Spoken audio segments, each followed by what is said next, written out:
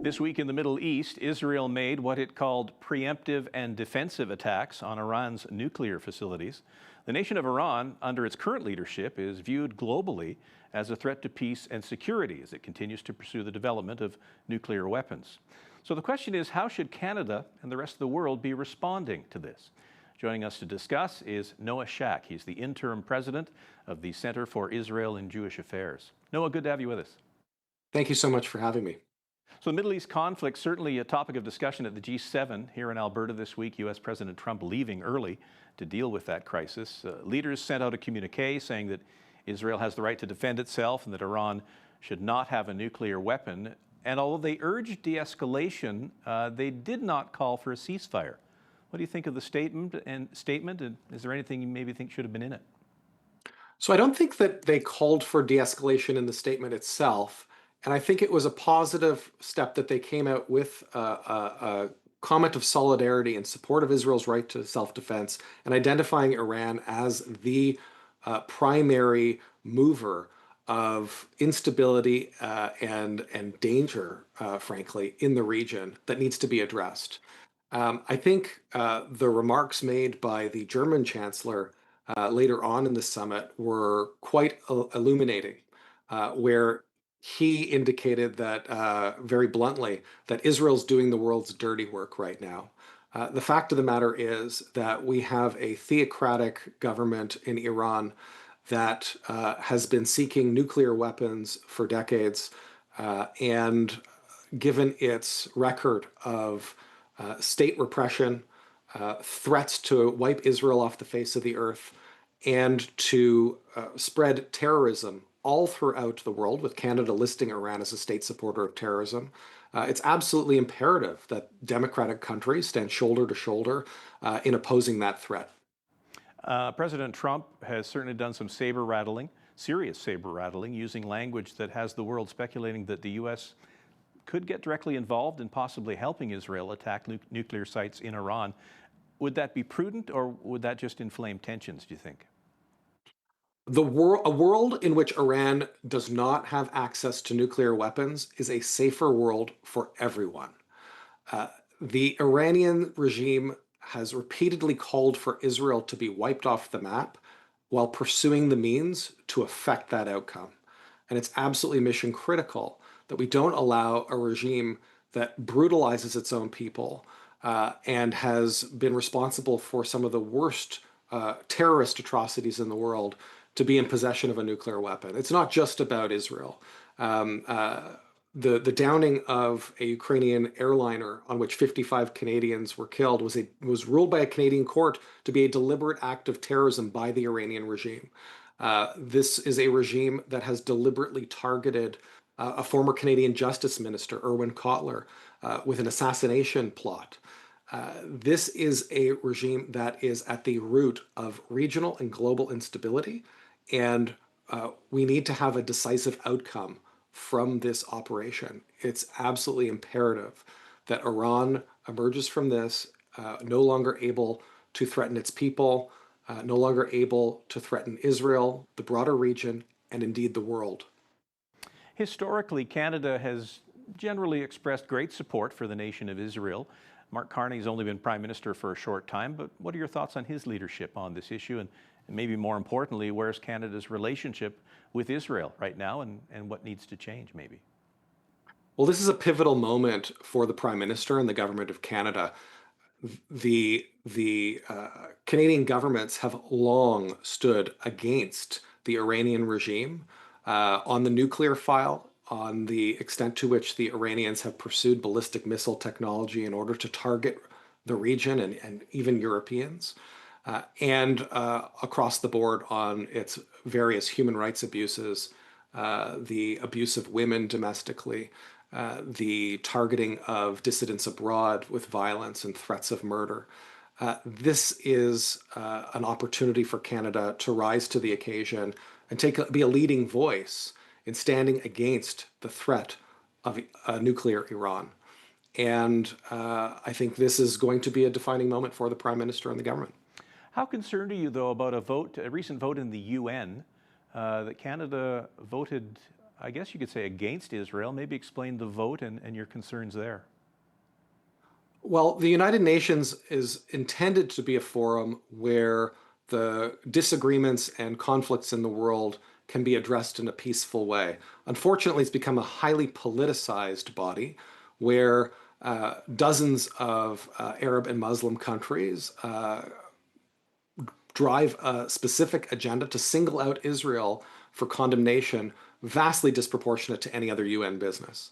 And this undermines the ability of the UN to actually do the good work that it was intended to do. It undermines its ability and its credibility. And so it's essential for Canada to recognize this and to stand on principle. I think you heard articulated by our ambassador in the UN a number of reasons in his speech around voting why Canada should not have voted in favor of this resolution. But unfortunately, our government did vote in favor of it, following the herd rather than leading the charge to strengthen the United Nations to live up to its founding principles. And what was that resolution? Just the short version. It was focused on the conflict in Gaza, but failed to articulate the responsibility of Hamas for starting that war with the October 7th attacks and demanding that Hamas be disarmed and removed from power, and of course for the hostages to come home as part of that, in order as a pretext, as a prerequisite for resolving the conflict.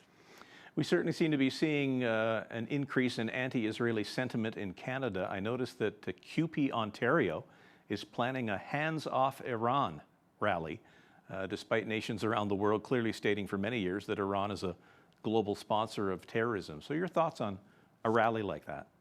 Well, you're absolutely right. Iran is a global sponsor of terrorism. They have an atrocious record of abuse of women and other groups. Religious minorities in Iran face horrific discrimination and persecution. This, for a Canadian Union to mobilize in support of a regime like that, is mind-boggling. And I can only imagine what members of CUPE are thinking, seeing their leadership hijack their union, and instead of advocating for the rights of their members, advocating for the benefit of a brutal theocracy that is hell-bent on acquiring nuclear weapons and exporting terrorism around the world, a regime that's responsible for the murder of 55 Canadians and the targeting of one of our former justice ministers with an assassination plot. If those are the values of a Canadian union, I imagine that union members are scratching their heads and should be demanding a change in their leadership. What would you say to those who support Iran and who say or claim that there's not evidence that Iran is close to having a nuclear weapon or having nuclear capability? Well, I would direct them to the International Atomic Energy Agency, the UN's nuclear watchdog, which just last week declared that Iran was in breach of the Non-Proliferation Treaty and that their nuclear program did not serve civilian needs, and that what was Iran's response to that? To double down and say that they were going to expand their nuclear enrichment activities further. I'd also point to the fact that I can only think of one reason why a country would bury its nuclear enrichment facilities inside a mountain. That, coupled with all of the different evidence that the IAEA has uncovered over the last 2 decades, clearly points to a regime that is building towards nuclear weapons and an imminent threat. According to the Israelis, Iran was on the cusp of being able to build 9 nuclear warheads. Seeing the devastation that conventional missiles are having on cities like Tel Aviv right now, imagining what a nuclear warhead would result in is just catastrophic. And this from a regime that has referred to Israel as a one-bomb country, in articulating its desire to wipe the Jewish state off the map. So I don't think that there's any credibility to anyone who says that the Iranians are pursuing a peaceful nuclear program. The UN's own watchdog says that they're not. If Iran were able to develop nuclear capability, which nations do you think they would use it against, and when do you think that could happen? Well, when The Israelis have learned time and again that if somebody threatens that they're going to take action and attack you, you better believe them because it happens.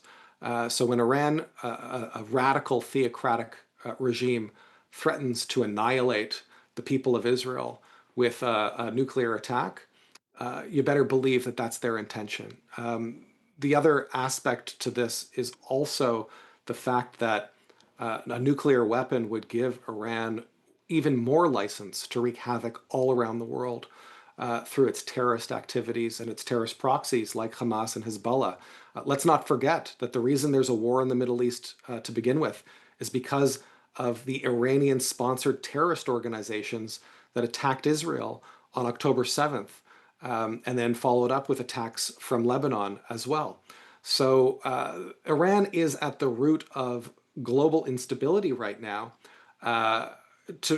Even looking further afield beyond the Middle East, it's Iranian suicide drones that are killing Ukrainians in the Russian war on Ukraine.